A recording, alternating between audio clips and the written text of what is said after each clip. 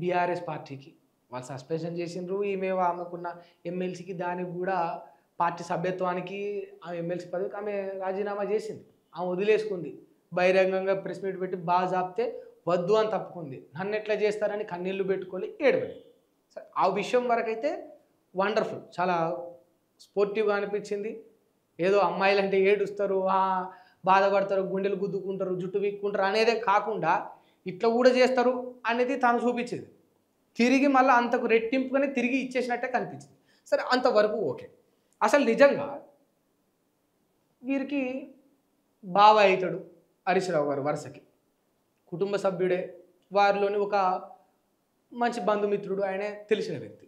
రాజకీయంగా ఎన్నో ఏళ్ళ సంబంధం ఉంది, అటు వ్యక్తిగతమైన బంధుత్వాల పరంగా ఎన్నో ఏళ్ళ సంబంధం ఉంది. మరి అటువంటి వ్యక్తి పైన కవిత గారు డైరెక్టు అభాండం అనేది మోపిండు, ఒక ఆరోపణ చేసిండు. అసలు ఏం జరిగిందంటారు? నిజంగా కవిత గారు అటువంటి ఆరోపణ చేసే పరిస్థితి ఎందుకు వచ్చిందంటారు? Mentally she's fit, physically she's fit, అన్ని పరంగా కవిత గారు ఫిట్ ఉన్నారు కదా. డబ్బుల పరంగా ఉంది, ఆరోగ్య పరంగా ఉంది, అన్ని పరంగా ఉన్నది. ఎక్కడ కూడా కవిత గారికి లోటు లేదు, ఎక్కడ కూడా కవిత గారికి నష్టం లేదు. మరి ఎందుకు హరీష్ రావు గారిని టార్గెట్ చేసింది? ఎందుకు హరీష్ రావు గారిని అన్నది? ఎందుకు సంతోష్ రావుని అన్నది? ఎందుకు అన్నది? ఒకటి మాత్రం గుర్తుపెట్టుకోండి, సమాజంలో ఖచ్చితంగా ఈ రాజకీయం అనేది పక్కన పెడితే ఒక హ్యూమానిటీ పరంగా మనం మాట్లాడుకుందాం. ఏ వ్యక్తి కూడా ఊరికే పోయి ఒకరిని రోడ్డు మీద పోయటని ఇట్లా గిచ్చాలని అనుకోడు. దట్టు అన్నీ మంచిగా ఉన్నాడు, మళ్ళీ మన కుటుంబ సభ్యుడినో మన బంధుమిత్రునో మనకు తెలిసిన వ్యక్తినో అట్లా గిచ్చి గిల్లి వాళ్ళతో లొల్లి పెట్టుకోవాలనుకోడు. ఈ యొక్క జర్నీలో ఇద్దరు వ్యక్తులు కలిసిపోతున్నప్పుడు, ఒక గుంపు పోతున్నప్పుడు, ఆ సమూహంలో ఎక్కడో ఒక చోట అందులో ఒకటితోటి ఒక నష్టమో లేకపోతే ఒక ఇబ్బందో ఎదుర్కొన్నప్పుడే చూసి చూసి చూసి చూసి ఓర్చుకోలేక తిరిగి ఒక స్టేజ్లో దెబ్బ కొట్టాలనిపిస్తుంది. కవిత గారు కూర్చోవాలనుకుంటే నేరుగా వాళ్ళ నాన్న పిలవడా, నాయన నీతో మాట్లాడాలి, ఇంటికి రమ్మను, హరీష్ బాబును మాట్లాడదామంటే ఆయన రాడా, పిలిపియడా? ఆ స్టేజ్ దాటిపోయి ఉంటుంది. అవి కూడా జరిగే ఉంటాయి, అంతకుమించి ఇంకేదో జరిగి ఉంటుంది కదా. ఇప్పుడు ప్రతి ఒక్కరు మాట్లాడేది ఏంటంటే అసలు కవిత గారు రిజైన్ ఎందుకు చేశారు, కవిత గారు అసలు పార్టీ లైన్ ఎందుకు క్రాస్ చేశారు, అట్లా బీఆర్ఎస్లో ఉన్న వ్యక్తి పైనే బీఆర్ఎస్లో ఉండి ఈమె అట్లెట్లా ఆరోపణ చేసింది అని అంటూ ఉండరు. కానీ అసలు ఏం జరిగి ఉంటుంది? మరి కవిత గారు ఓపెన్గా బహిరంగంగా చేసిండ్రు, బట్ ఇంటర్నల్గా వారు వీరికి ఏం చేసిండ్రు? కేసీఆర్ గారు ఒక ప్రెస్ మీట్ పెట్టినరా ఆమె జైలుకు పోతే? పెట్టినరా? పెట్టలేదు. నీ పార్టీలోని ఒక వ్యక్తి, నువ్వు పార్టీ పెద్దవు కదా, ఇప్పుడు ఓపెన్గా మాట్లాడదు. కేసీఆర్ గారు గొప్పలే, కవిత కంటే కేటీఆర్ కంటే హరీష్ రావు కంటే గొప్పలే, బట్ నిజాలు మాట్లాడుకుందాం. నీ కన్న కూతురు అనేది కూడా పక్కన పెట్టు, అన్ని పక్కన పెట్టు. నీ పార్టీలోని ఒక వ్యక్తి పైన 100 కోట్ల లిక్కర్ స్కామ్ చేసిందని ఒక ఆడబిడ్డ పైన ఒక అభాండమో ఒక ఆరోపణను వేసినప్పుడు ఆ పార్టీ పెద్దగా నువ్వు ఎక్కడున్నావు చెప్పు? ఆ పార్టీ పెద్దగా నువ్వు ఎక్కడున్నావు? ఒక ఇంటర్వ్యూ ఇచ్చి ఇంటర్వ్యూ సందర్భంలో ఆ జర్నలిస్ట్ తోడు ఒక ప్రశ్న అడిగించుకొని కడిగిన ముక్తమని ఒక మాట అన్నావు. అదంతా కూడా ఒక ఫార్మాలిటీగా ఉన్నది. ఒక ప్రెస్ మీట్ పెట్టినవా?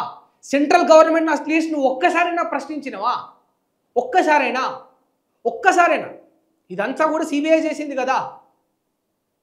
దీని వెనుక సెంట్రల్ గవర్నమెంట్ ఉందని మీ పార్టీ వాళ్ళే అన్నారు కదా. ఒక్కసారైనా ప్రశ్నించినవా? లేదు కదా. ఒక్కసారైనా ఒక పార్టీ పెద్దగా నువ్వు అది చేయలేకపోయినావు. ఈవెన్ ఇప్పుడు కూడా మనం చూసుకుంటే ఎప్పుడు కూడా కేటీఆర్ గారు కూడా ఓపెన్గా బీజేపీని గట్టిగా వేసుకోవాలి. ఎక్కడ కూడా లేదు. ఎందుకు మరి ఆమెకు అనిపించదా? మరి నా మీద ఇట్లా కేసులు పెట్టిర్రు, నన్ను ఇట్లా పంపించిండ్రు, మరి నా ఎందుకు ఇంతవరకు పార్టీ తరఫున సపోర్ట్ రాలేదు, ఎందుకు మాట్లాడలేదు? కానీ అంటే ఒక మొగోడిగా నేను ఇది చెప్పొచ్చో లేదో నాకు తెలియదు, కానీ తప్పదు. ఎంతో కొంత ఆడవాళ్ళ పైన రాజకీయ పరంగా కొంత వివక్షత అయితే ఖచ్చితంగా ఉంది. అది నిజం, అది మనం ఒప్పుకొని తీరాల్సిందే, అది తప్పదు. అది ఇప్పుడు కేటీఆర్ గారికి కేసీఆర్ గారు చేసినంత సపోర్టు కవిత గారికి చేయరు. ఏం తక్కువ కాదు కేటీఆర్ గారితో పోలిస్తే. అద్భుతమైన వాక్చాతుర్యం, అద్భుతమైన నాలెడ్జ్, ఏ లాంగ్వేజ్ అయినా అంటే 3 భాషలలో హిందీ, ఇంగ్లీష్, తెలుగు ఏదైనా కూడా ఫ్లూయెంట్గా మాట్లాడి దానికి ప్రతి దాంట్లో సమాధానం ఇచ్చే ఆ క్యాపబిలిటీ, ఆ సబ్జెక్టు, ఇవన్నీ కూడా వారి దగ్గర ఉన్నాయి. ఎందులో కూడా తక్కువ కాదు. సరే వయసులో తక్కువ ఉండొచ్చు అంతే. బట్ మీరు అబ్జర్వ్ చేసుకుంటే కేటీఆర్ గారికి చేసినంత సపోర్ట్ కేసీఆర్ గారు కవితకు చేసినట్టు చేయరు. వారసత్వం అనేది ఒకటి ఉన్నది. ఇక ఇంకొక మాట ఉంటుంది, అది నేను అనొద్దు కానీ అది నడుస్తుంది. సో ఈ క్రమేపీ ఆమెకి ఏదో ఇబ్బందులు అయింటే అయ్యుండొచ్చు ఖచ్చితంగా. ఇన్నేళ్ల నుంచి కవిత రాంది ఇవాళనే బయటికి ఎందుకు వచ్చింది? ఇన్నేళ్ల నుంచి రిజైన్ చేయని కవిత ఇవాళనే ఎందుకు చేసింది? గతంలో హరీష్ అన్న హార్డ్ వర్కర్, రెస్ట్ తీసుకోమని చెప్పినా రెస్ట్ తీసుకోడు అని అన్న కవితే ఇవాళ హరీష్ రావు దొంగ అని ఎందుకు అన్నది? నిన్న మంచోడని ఇవాళ చెడ్డోడని ఎందుకంటది? నిన్నటికి ఇయాటికి మధ్యలో ఏదో జరిగే ఉంటుంది కదా. ఏది జరగకుండా ఒక వ్యక్తి ఎట్లా రియాక్ట్ అవుతారు చెప్పండి? చర్యకు ప్రతిచర్య అనేది ఉంటుంది కదా. అది ఏదో సమ్ మిస్టేక్ అయితే ఖచ్చితంగా అయి ఉంటుంది. బట్ కాకపోతే దాన్ని మన క్లారిటీ లేనప్పుడు గింతే చేసిండు గిట్లే చేసిండు అని కొందరు బోకర్ జర్నలిస్టులు చెప్తూ ఉంటారు.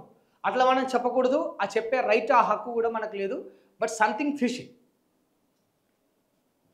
అమెరికాపై చైనా సైబర్ దాడి. అమెరికా సహా 80కి పైగా దేశాల టెలికమ్యూనికేషన్ నెట్వర్క్లను చైనాకు చెందిన స్టాల్ టైఫూన్ అనే సైబర్ గ్రూప్ హ్యాక్ చేసింది. ఆయా దేశాల్లో 200 కంపెనీల డేటాను చోరీ చేసింది. అమెరికాలోని 6 టెలికాం కంపెనీల నెట్వర్క్లోకి చొరబడి దాదాపు ప్రతి అమెరికన్ డేటాను హ్యాకర్లు సేకరించారట. ఇది ఒక్కటి తక్కువైంది చైనా దగ్గర.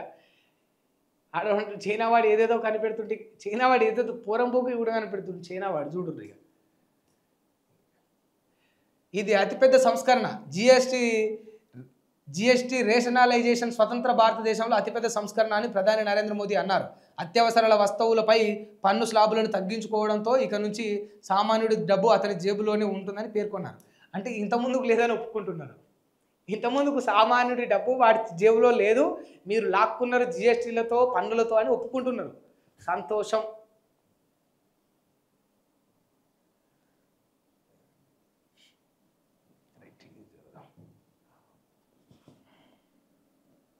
ఓయూ ర్యాంకు పైకి. దేశంలో విద్యాసంస్థలకు కేంద్ర ప్రభుత్వం ఇచ్చే national institutional ranking framework NIRF ర్యాంకుల్లో తెలంగాణ విద్యాసంస్థలకు సత్తా చాటాయి. గత 3 ఏళ్ల నుంచి ఓయూ ర్యాంకు దిగజారగా ఈ ఏడాది మాత్రం వివిధ కేటగిరీల్లో మంచి ర్యాంకులు సాధించింది. గతంతో పోలిసి ఇప్పుడు జరా బెటర్ ఉన్నారు. రైట్. 21 నుంచి స్కూళ్లకు దసరా హాలిడేస్. రాష్ట్రంలో అన్ని స్కూళ్లకు ఈ నెల 21 నుంచి వచ్చే నెల 3 వరకు ప్రభుత్వ దసరా సెలవులు ప్రకటించింది. రాష్ట్రంలో బతుకమ్మ దసరా పండుగల సందర్భంగా 13 రోజుల పాటు మేనేజ్మెంట్ల పరిధిలోని స్కూళ్లకు సెలవులు ఇవ్వనున్నారు. అక్టోబర్ 4న స్కూళ్లు రీఓపెన్ కానున్నాయి. ఇప్పటికే దీనికి సంబంధించి షెడ్యూల్ను అకాడమిక్ క్యాలెండర్లో స్కూల్ ఎడ్యుకేషనల్ అధికారులు ప్రకటించారు. సర్కారు, ప్రైవేటు, ఎయిడెడ్ జూనియర్ కాలేజీలకు మాత్రం ఈ నెల 28 నుంచి వచ్చే నెల 5 వరకు దసరా హాలిడేస్ ఇచ్చినట్టు. ఇక దసరా హాలిడేస్ స్కూల్స్ ఇక మొదలు కాగానే పిల్లలు సంబరాలు చేసుకుంటారు. స్కూల్స్, కాలేజీలు అంటే నాకు ఒకటి గుర్తొచ్చింది. ఇటువా తెలుగు స్క్రైబ్లో రాసిన చూడండి. హాస్టల్కి వెళ్ళడం ఇష్టం లేక సూసైడ్ చేసుకున్న 13 ఏళ్ల బాలుడు. వరంగల్ జిల్లా పర్వతాగిరి మండలంలో అన్నారం షరీఫ్ గ్రామంలో హాస్టల్కి వెళ్ళడం ఇష్టం లేక ఉరేసుకుని ఆత్మహత్య చేసుకున్న సాత్విక్ 13 సంవత్సరాలు ప్రైవేట్ హాస్టల్లో ఉంటూ 9వ తరగతి చదువుతున్న బాలుడు 3 రోజుల క్రితం ఇంటికి రాగా హాస్టల్కి మళ్ళీ ఇది ప్రైవేట్ హాస్టల్లో ఉంటూ 9వ తరగతి చదువుతున్న బాలుడు. గవర్నమెంట్ హాస్టల్ కాదు. అంటే గదిలేక అయితే మీరు వేయలే, పైసలు ఉండి వేసిరు. ఓపెన్గా మాట్లాడండి. ఇప్పుడు కొందరు ఈ పరిస్థితులు ఉంటాయి. హాస్టల్ ఎందుకు వేస్తారు పిల్లలు అంటే కనీసం వాళ్ళకి ఆర్థికంగా స్తోమత లేక, బట్టలు కూడా కొనియలేక, తిండి కూడా పెట్టలేని కొందరు పేద తల్లిదండ్రులు హాస్టల్లో వేస్తున్నారంటే ఓకే. డబ్బులు ఉన్నోడు మీ గుండెలు బలిసి పిల్లలను హాస్టల్లో వేయడం తప్పు. వాళ్ళ మనసును అర్థం చేసుకోలేని తల్లిదండ్రులు మీరు కనకుండ్రి భయ్. మీరు కనశాతగానంటే కనకుండ్రి. మీరు దానికి క్యాపబుల్, మీరు దానికి అర్హులు కారు. ఎందుకంటే అది ఒక మినీ జైలు, అది ఒక మైనర్ జైలు అన్నట్టే హాస్టల్లో. నేను గతంలో చెప్పిన ఈ గట్కేసర్ నుంచి వెళ్ళి వరంగల్ రూట్ ఆ హైవే మీకు వెళ్ళిపోతుంటే అక్కడ ఈ శ్రీ చైతన్య కాలేజీలు ఇవి కొన్ని ఉంటాయి. పిల్లల హాస్టల్స్ ఉంటాయి. మెయిన్ రోడ్కే ఉంటుంది అది. వాళ్ళు మేము అప్పుడప్పుడు మా వెహికల్లో పోతుంటే బైక్ మీద కానీ కార్లో కానీ మేము ఎట్లనన్నా పోతుంటే ఆ హాస్టల్లకెంచెల్లి చూసి ఆ కిటికీల కాడ చూసి చెయ్యి లూపుతూ ఉంటారు. చిన్న పిల్లలు చెయ్యి లూపుతారు. వాళ్ళు మమ్మల్ని చూసి ఆనందపడిపోతారు, పిలుస్తుంటారు, అరుస్తుంటారు. జైల్లో ఉంటుంది కదా నిజంగా. అంటే జైల్లో అవతలు ఉంటే యువతలు మనోళ్ళు వస్తే సంతోషం ఎట్లుంటుంది. అటువంటి పరిస్థితి పిల్లలకు కూడా. పసిపిల్లలు స్వేచ్ఛనివ్వండి ఫస్ట్ వాళ్ళకు. బర్రెలు గొర్రెలు కాదు, ఈ కొట్టంలలో బర్రెలను గొర్రెలను కట్టేసినట్టు పిల్లలను హాస్టళ్లలో బందీలను చేస్తూ ఉన్నారు. ఏం సాధిస్తారు చెప్పుంటారు మీరు పిల్లలను కానీ హాస్టల్లో లేచి? నిజంగా తల్లిదండ్రులు అందరికీ చెప్తా ఉన్నా, మీ పిల్లలు సక్రమంగా పెరగాలి, వాళ్ళు బాగుపడాలి అంటే 100 మార్గాలు ఉన్నాయి. బట్ హాస్టల్ థియరీ ఏదైతే ఉందో అది వరస్ట్ థింగ్ అది.